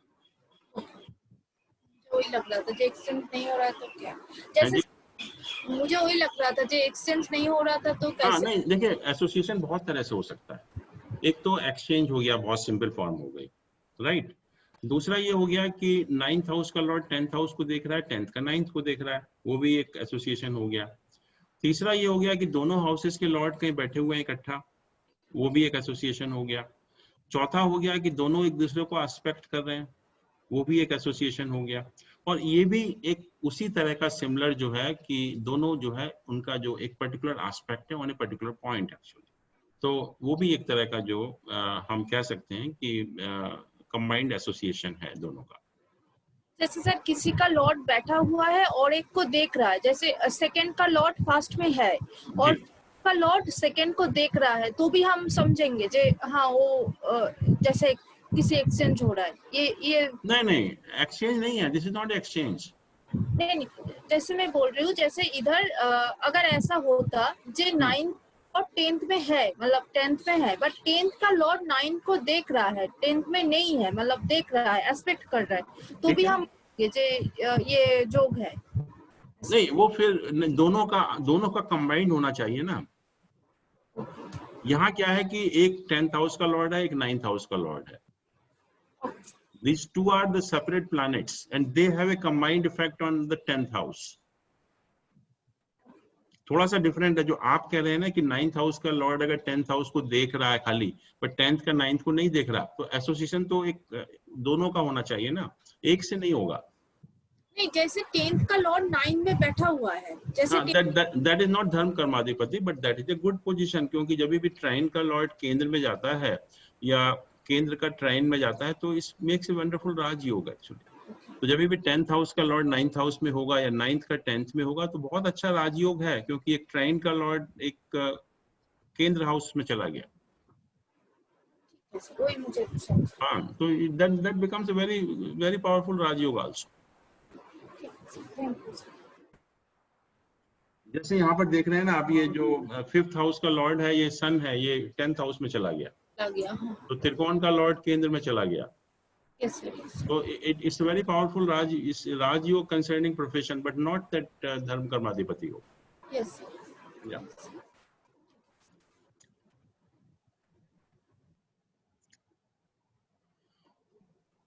हाँ, any other question?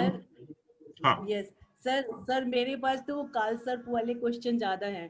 काल सर्प पूछिए भी दिखाता है जो जी सर। हाँ। एक बर्थ चार्ट हम देख रहे हैं तो उसमें एक तरफ केतु और राहु है, और राहु सर उसमें 8th हाउस में है और केतु उसमें 2nd हाउस में है।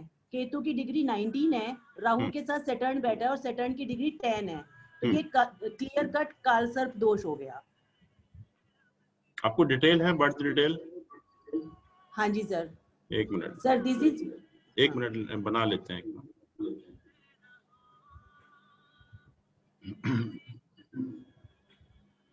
बताइए, डेट ऑफ बर्थ बताइए sir. This is 15 July 2013।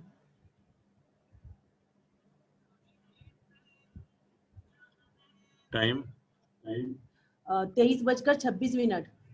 23:36। Yes, no 26, 23:26। 23:26 and place? Sir, birthplace is Delhi.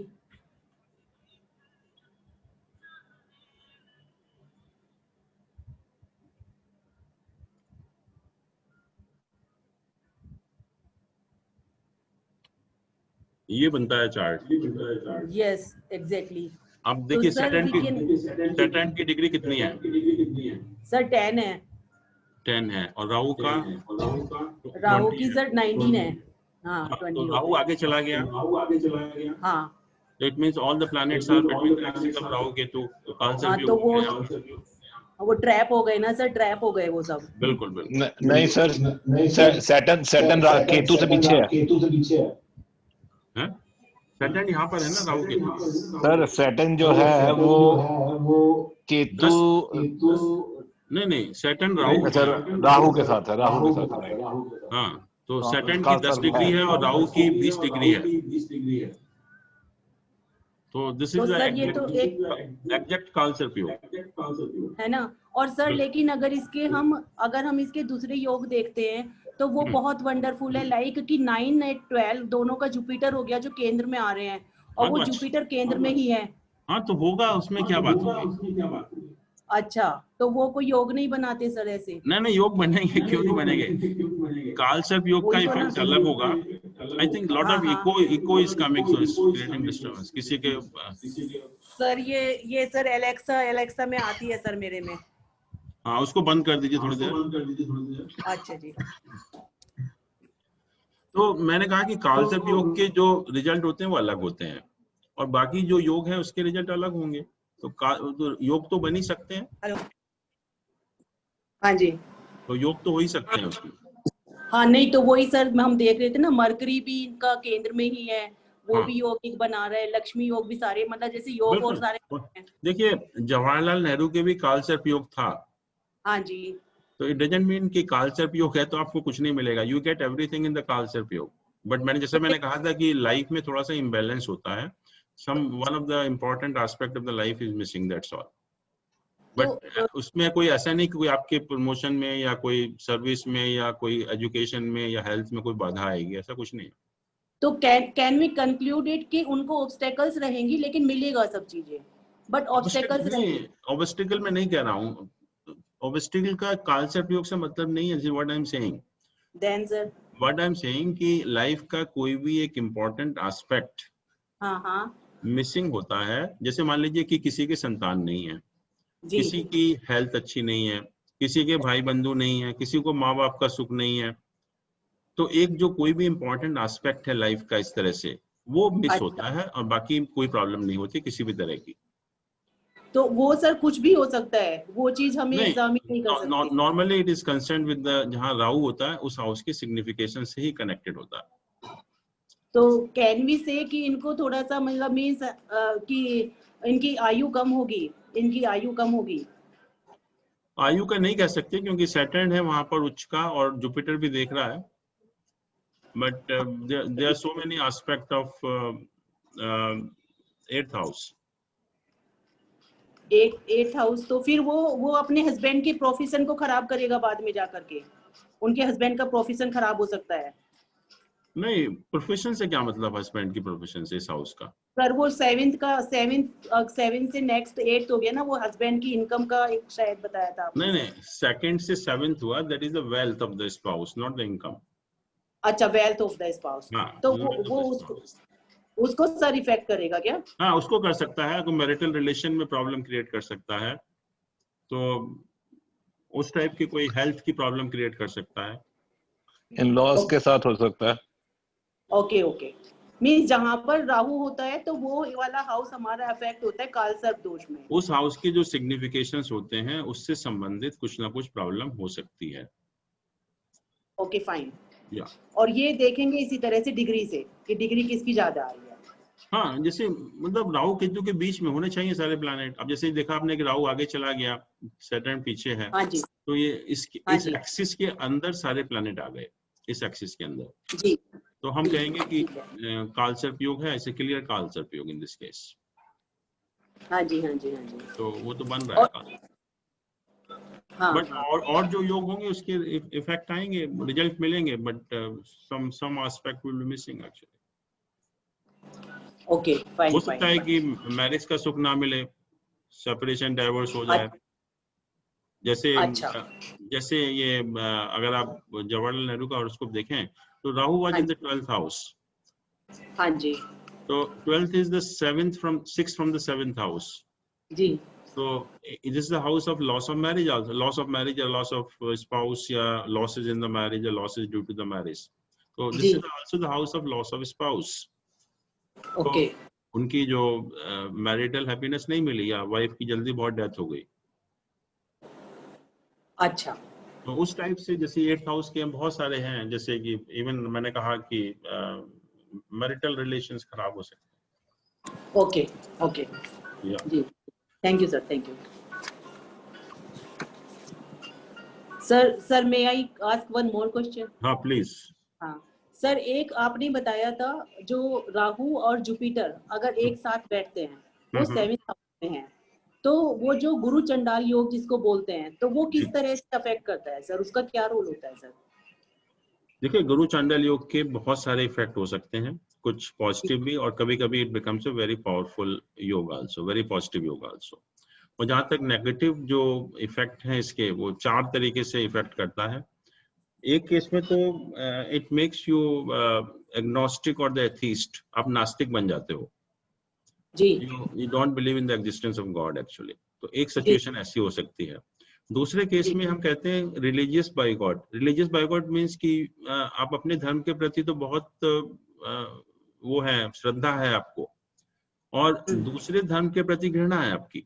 जैसे ये टेररिस्ट टाइप के लोग होते हैं, तो अपने धर्म के प्रति तो बिल्कुल पक्के होते, कट्टर होते हैं वो, और दूसरे धर्म के प्रति उनको घृणा होती है, तो उस टाइप का नेचर हो सकता है।